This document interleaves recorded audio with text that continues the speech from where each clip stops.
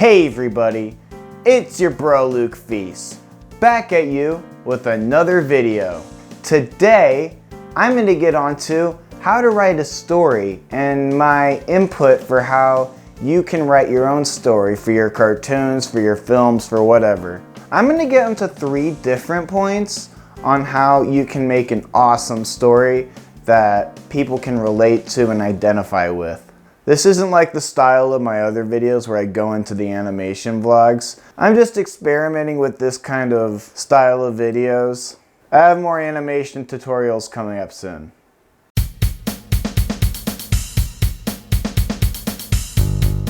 The first thing I'm going to get into is making good characters.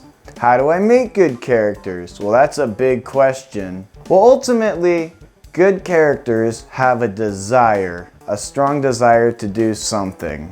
Yeah, they just have a goal that they want to reach. Maybe they're in their comfort zone. This is a huge thing that can be great for telling stories. They're in their comfort zone and the worst case scenario happens. Let's go to an example. Breaking Bad. A guy who works 2 jobs, he hates his life, and what's the worst thing that could happen to him? He gets diagnosed with lung cancer.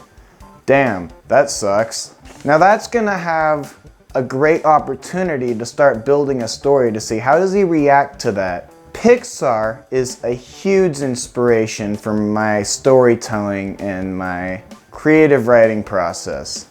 Let's look at Ratatouille. A rat that it has an ambition for cooking, but he has a family that he really cares about, but he really loves to cook, but his family doesn't understand him. What's the worst thing that could happen to him? He loses his family and is thrown into a world that doesn't understand his desire for cooking because he's a rat. A happy toy named Woody, who's everyone's favorite toy, but what happens? What's the worst thing that could happen to him? A shiny new toy comes in, he feels left out. So having a problem that they have to deal with is a great way to have a character develop within a story. Relatability is important, and even in antagonists really should have some relatability too.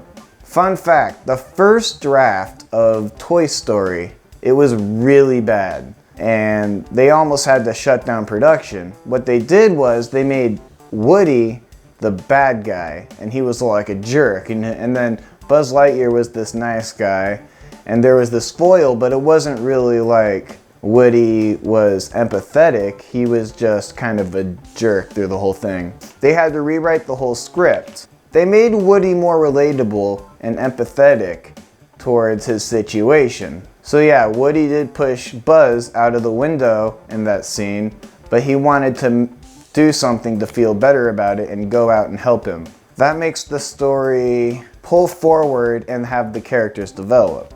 Ever since then, Pixar Films has realized that there aren't really bad guys. Who's the bad guy in Finding Nemo? No one, literally no one. There is no bad guy because what about Monsters Inc? You have to add empathy to your antagonists as well as your protagonists. Finding relatability in all your characters can make your world building more relatable.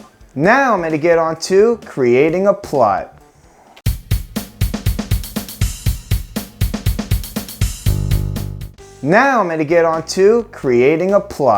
I'm going to talk about do not make 2 plots. Do not make 2 plots. Trey Parker and Matt Stone are really great at making consistent storylines. Yes, South Park is very racist to a lot of people. It's hilarious, it's awesome. They've been trying to get themselves canceled for the past 20 years. But they do make good stories. I saw a video where they went to a college and they talked about their story writing structure. And what they said was, when you have a story, you introduce what's happening, this happens, something happens, therefore this happens. But if you go, this is the situation, but then this happens, but then this happens, you're adding plots onto it, and it's not gonna be a fulfilling story. It's just gonna be adding on to plots. And if the words "and then" belong between those beats, you're f***ed, basically. You got something pretty boring. What should happen between every beat that you've written down is either the word therefore or but, right? So what I'm saying is that you come up with an idea and it's like, okay, this happens, right? And then this happens. No, it should be this happens and therefore this happens. So making the storyline consistent to the original plot. So for example, if you are into South Park, I will go into a plot like the Jonas Brothers episode. Kenny has a girlfriend. He gets tickets to a Jonas Brothers concert because of his girlfriend likes Jonas Brothers. Therefore, she gets a purity ring and doesn't wanna, And then Kenny kind of falls into this brainwash mentality. Therefore, his friends get concerned about him, but then Mickey Mouse gets mad. And you can see the storyline progressing, but they're not adding something else. Cartman gets AIDS from a tonsil infection, but then Kyle starts laughing. Therefore, Cartman infects him with AIDS. And then it's pretty much in every storyline. It's good to have a structure that goes linear. And it's good to have challenges for the character. Not just any old plot that challenges the character, but it should challenge them to an emotional core. For example, Up, a guy who was married but never had kids, and now he's trying to leave his life and go up in the building. And what does he see? A little kid right there. And he has to take, that's like the one thing he probably doesn't want to deal with, but it challenges him emotionally.